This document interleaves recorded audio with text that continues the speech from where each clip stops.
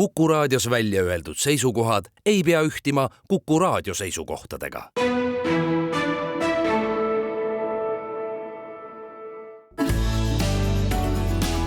Keskpäevatund.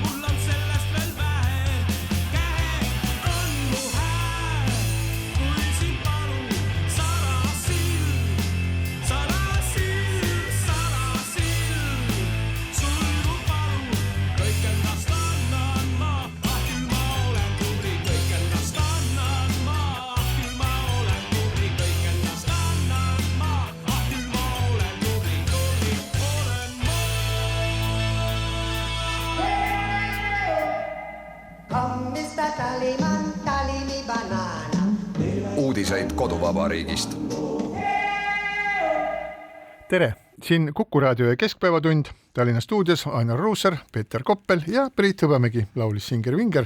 Salasilm sellest, kuidas salajased silmad meid jälgivad ja tõepoolest.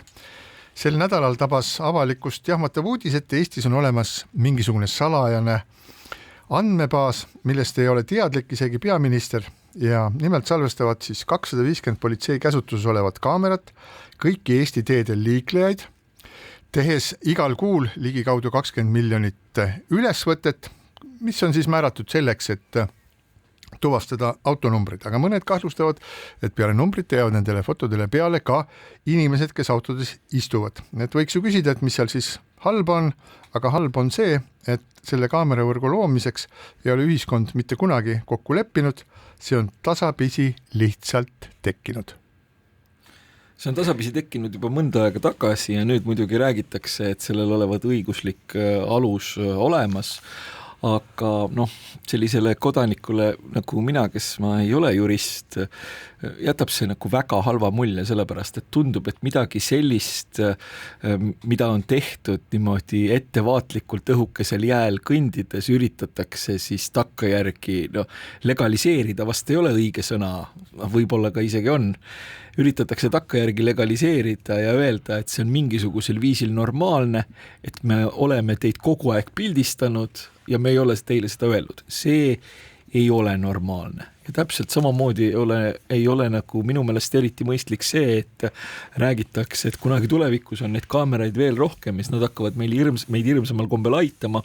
Et üks selline väide näiteks PPH peadirektorilt, et ühel hetkel tehisintellekt tuvastab, kui keegi on kukkunud ja siis talle tõtatakse appi, siis see on selles mõttes nii-öelda eraldi võetuna ju iseenesest erakordselt ilus, et keegi kukub ja talle tõtatakse kohe appi, aga kõik see süsteem, mis seal taustal on, kõik see AI, kes tuvastab kaamerate kaudu, kus keegi on, kes mida teeb, see sisaldab kohutavates kogustes riske. See tekitab nii-öelda sellise võimu teostamise tööriista, mis valedesse kätesse sattudes põhimõtteliselt tekitab meil siin täiesti õõvastava düstoopia. Ja õõvastavas düstoopias, Priit, sa ütlesid, et rahvas ei ole kokku leppinud, et neid kogu aeg pildistatakse. Ma arvan, et õõvastavas düstoopias ei ole ka kokku lepitud. Jah, siin on mitu küsimust. Kui autoga liigelda, siis me näeme, kuidas liiklus rahuneb, kui on see kiiruskaamera märk, eks ole, kõik sõidavad paisepukk. Kõik sõidavad nii, nagu eeskiri ette näeb. Pärast kiiruskaamerat läheb see natuke jälle käest ära. Mina ei näe nagu erilist probleemi selles, et niikuinii mind pildistatakse ja lindistatakse igal pagana juhtumil, et ma tõepoolest ei näe selles eriti probleeme ja neid kiiruskaameraid on ju ka siis, kui ületad Eesti piiri, on Lätis, on Leedus, on Poolas tee ääres kiiruskaamerad. Ma tõesti ei tea, kas seal on see kuidagi seaduslikult reguleeritud või mitte, aga ka õiguskantsler Ülle Madise ütles ju tegelikult väga selgelt, et Eesti seadustega ei ole selgelt piiratletud ja määratletud, mida siis võib salvestada, mida ei või salvestada ja ma taas olen ka siin saates seda öelnud, et kes ja kuidas reguleerib neid eraomandi valduses olevaid kaameraid, mis on pandud mõne maja seinale ja mis, ma ei tea, kas nad pildistavad või pildista, aga igal juhul nad seal ripuvad ja mida nad seal teevad ja mida selle infoga peale hakatakse, ma ka ei tea. Nüüd teine asi on see, millele sa, Priit, ka viitasid tõepoolest, et kuus tehakse kiiruskaamerate või liikluskaameratega üle 20 miljoni pildi. Pagan, keegi peab seda analüüsima. Kui see on arvuti, on tore, aga mida see arvuti siis analüüsib ja keegi peab sinna arvutisse mingisugused andmed sisestama, et sealt midagi teada saada. Mis see siis on?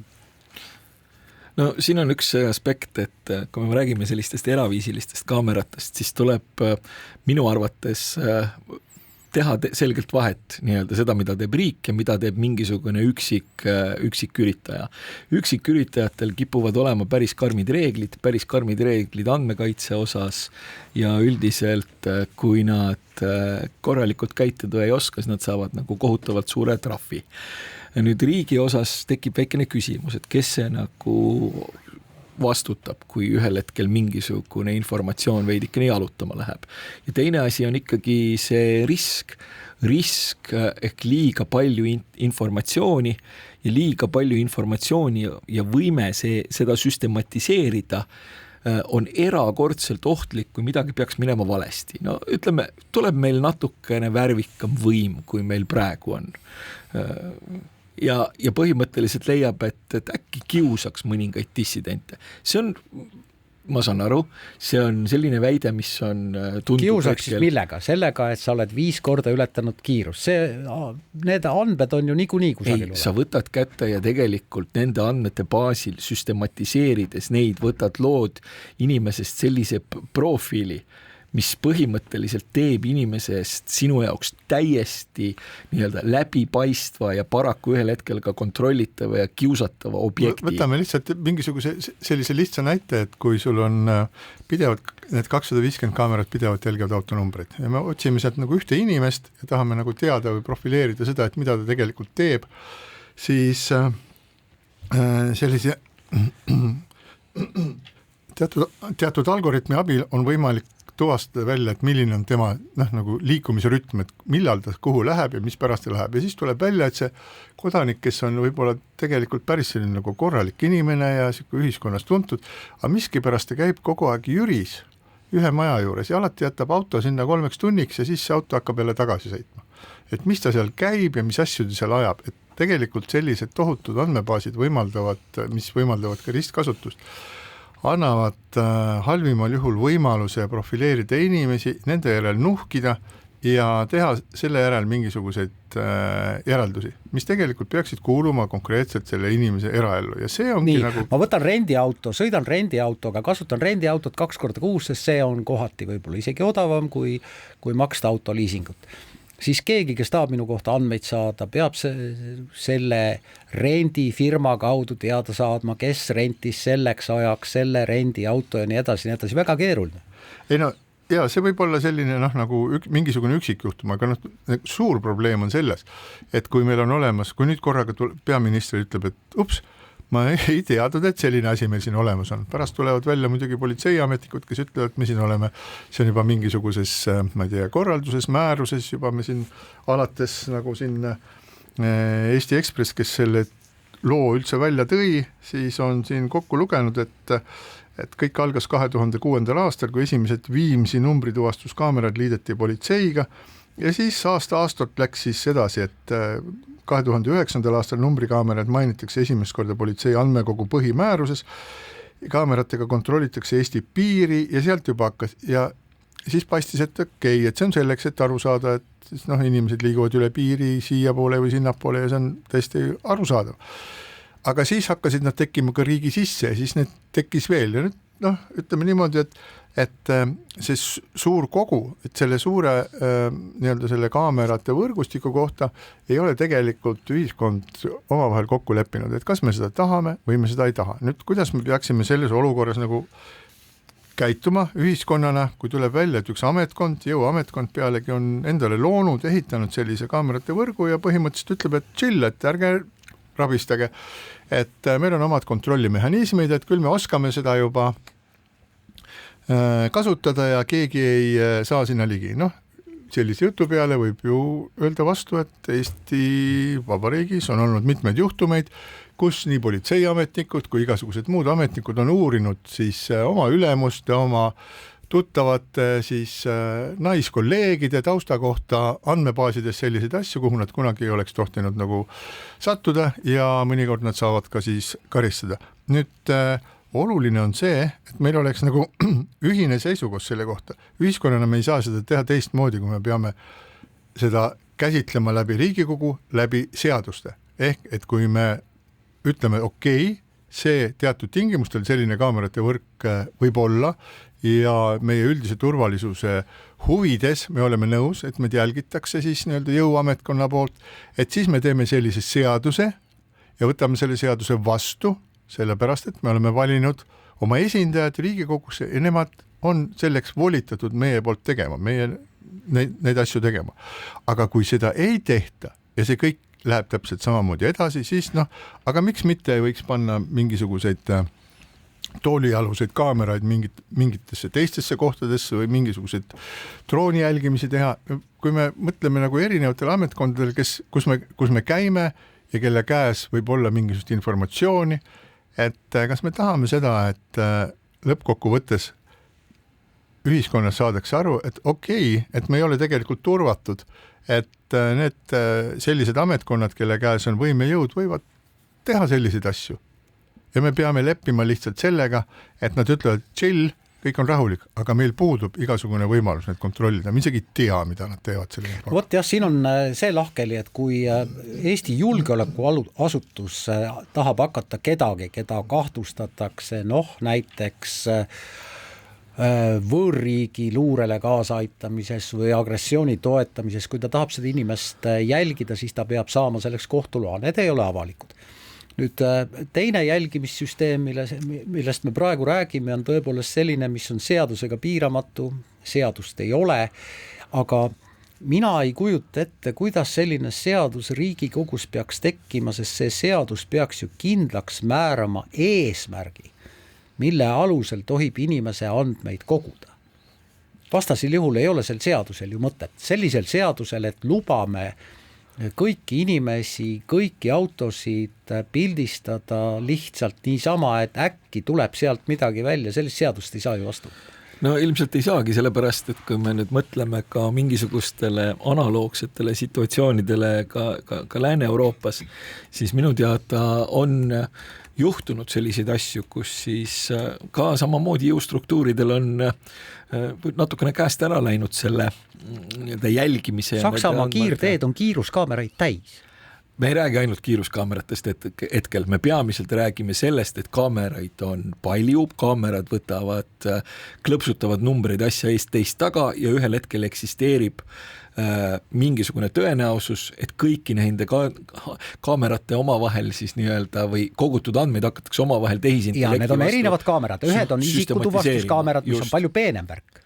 Just, aga see, et riigil on kaamera, ta hakkab seda süstematiseerima, ja andmeid süstematiseerima, see on olemuselt risk ja mis on juhtunud siis ütleme ka nii-öelda võib-olla meist natukene arenenumates riikides on see, et jah, jõustruktuurid on ka suhteliselt julgelt tehnoloogilisi võimalusi kasutama hakanud, aga pärast on siis, kui ütleme nii, et kui rahvas on selle võib-olla sarnasel viisil avastanud, siis on olnud suhteliselt suur pahandus, on mindud kohtusse ja seotud ikkagi nagu päris ilusad, pandud sellele tünnile nagu päris ilusad vitsad tegelikult peale. Praegu meil on hetkel selline olukord, kus jutumärkides selgub, et meid kõiki nii-öelda pildistatakse ja selle kõige pildistamise juurde käib selline narratiiv veel, et aga tulevikus mõelge, kui ilus see saab olema, kui meid kõiki pildistatakse, sest siis AI ütleb, et kui keegi kukub, et siis talle minnakse kohe appi. See on totaalne absurd. Selles mõttes, et esiteks me ei saa tekitada sellist ühiskonda, kus riske ei ole, kus inimene ei saa rahus kukkuda. Palun, andke mulle andeks. Aga see, et inimene kukub ja talle ei tõtta keegi appi, on oluliselt talutavam keskkond, kus elada, kui see, et kõik kaamerad kogu aeg midagi jälgivad, AI midagi võtab ja analüüsib ja siis, kui keegi nii-öelda astub 2 sammu sebra peale, vöötrajale nagu kollase tulega, et siis pannakse reklaamtahvlile tema nägu ja isikukood ja öeldakse, et paha inimene, sina nüüd järgnevad 2 aastat lennukiga ei lenda. See kogus riske, mis selles mõtteviisis on, et teeme kõik turvaliseks ja mitte midagi kunagi nagu võim lappama ei lähe, andmed lappama ei lähe, absoluutselt neid riske ei aduta. Teine asi, mis on see, et erasektor peab nende riskidega oma siis nii-öelda väikeses mullis kogu aeg tegelema ja on trahvirisk üleval. Ja kolmas asi, mida võib-olla nagu ei aduta, on see, et kuivõrd mastaapne on riigil on vägivalla monopol. Riigil on repressiivaparaat ja kui seal midagi valesti läheb, ja siis ongi see õõvastav düstoopia käes. Ja see on minu meelest see teema, mida tuleks jõuliselt adresseerida selle juures. Minu meelest on siin üks küsimus, millele ei ole ka Ekspressi artiklis, mida ei ole puudutatud. Teatavasti Euroopa Liidus on siis maailma kõige karmim siis andmekaitse seadusandlus, teame seda nime all GDPR, mis on siis nagu üldine andmekaitse regulatsioon ja see regulatsioon siis reguleerib siis isikuandmeid ehk need, mis on võimalik siduda ühe isikuga, nende andmete töötlemist, siis nende kontrolli, kes neid andmeid töötavad ja kes kontrollib siis andmete töötlejaid ja kuidas neid siis töödeldakse. Ja see kõik, terve see GDPR või see andmekaitse regulatsioon ülitäpselt ja väga ja mõnikord ka ütleme meediaettevõtetel isegi nii-öelda mõju pärssivalt nende tegevusele. See kirjutab meile Euroopas ette, et kuidas siis andmete töötlemine ja kogumine peab olema õiglane, see peab olema läbipaistev, et seal peab olema selged piirid, kui kaugele sellega tohib minna, et tuleb koguda minimaalseid andmeid, et see peab olema täpne, et ei tohi liiga palju neid koguda, et see peab olema konfidentsiaalne ja need, kes siis koguvad, et need peavad ka vastutama nende kogumiste ja kogumistel toimunud vigade eest. Ehk et nüüd, kui ma vaatan, ma võin küll eksida, aga mulle tundub, et siin on väga palju pistmist selle andmekaitse regulatsiooniga, et tegelikult see, mis toimub, et kogutakse pikemat aega ja pidevalt siis Eesti ehk Euroopa Liidu ühe liikmesriigi elanike kohta selliseid andmeid, mis on meie isikuga seostatavad, ehk et me oleme need autod kas rentinud, nagu näiteks sina, Ainar, ütlesid, eks ole, või me oleme need liisinud või me oleme ostnud või saanud päranduseks või mis iganes. Meie andmebaasides me oleme nende autonumbritega seotud. Nüüd ma ütlesin, et olles lugenud seda, mida siis vandeadvokaat Carri Ginter kirjutas, siis selle kohta, kus ta ütles, et ta on kontrollinud, et fotod nii temast kui siis ka tema lähisugulasest on politsei andmebaasis siiamaani olemas, ehkki nad ei peaks olema, mis on ka samasugusel viisil kogutud. Ja sellest ma tegin nüüd järelduse, mis võib olla ekslik, aga sellest hoolimata tasub seda öelda. Et mulle tundub, et nende piltide peal võivad olla ka inimesed, mida need kaamerad teevad, et ta ei eralda sealt ainult seda autonumbrit, võib-olla on seal ka inimeste näod peal, mis teeks selle asja veelgi hullemaks, aga ma ütlen, et ma konkreetselt ei tea, võib-olla see on mingisugune imeline süsteem. Aga teisest küljest ma arvan, et mul on õigus, seepärast, et olles siis lugenud ühte näidet, mida politsei toob just nimelt positiivselt esile, kuidas nad ühe lapseröövli said kätte niimoodi, et laps oskas öelda vaid, et autoroolil olid taevatähed ja sellest järeldati, et see oli Subaru ja siis leiti see auto üles Järvemana tee tunneli kaamera foto järgi, aga laps ju numbrit ei teadnud. Järelikult leiti üles Subaru, järelikult see foto või see jäädvustus on suurem kui lihtsalt number, vaid selle järgi on võimalik öelda, mis marki on see auto ja ma arvan, et kui on juba võimalik näha, et mis marki on see auto, et siis on võimalik enam-vähem näha, et kes ka seal rooli taga istuvad. Nii et tegelikult mind kõige rohkem huvitab see, et kuidas see kogu see andmekogumine nüüd selle GDPR-iga, millega siis väga paljusid andmetega töötlevad inimesi, võiks isegi öelda, kotitakse hommikust õhtuni. Kuidas sellesse suhtub andmekaitse inspektsioon, kes peab GDPR-i siis regulatsioone kontrollima ja kuidas on võimalik, et juba ligi 20 aastat ei ole sellele küsimusele mitte keegi üldse tähelepanu pööranudki. Jah, ja me ju ilmselt keegi ei arva, et politseil ei peaks olema võimalik kasutada kõige paremaid kaasaegseid tehnoloogilisi meetodeid. Aga üldiselt oleks ikkagi hea teada, et kuidas neid kasutatakse ja neid kasutatakse õiguspäraselt.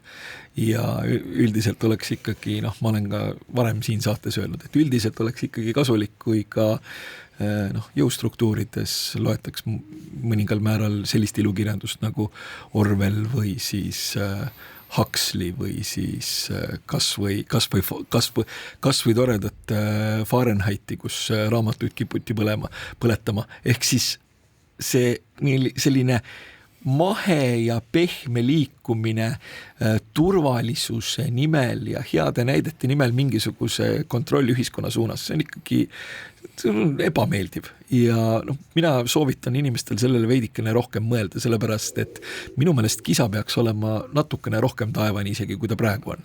Viitan taas õiguskantsler Ülle Madisele, kes ütles, et seadusega on andmete kogumine puudulikult reguleeritud või halvasti reguleeritud, seda ongi väga keeruline reguleerida. Kas mind või minu last võib ilma loata pildistada?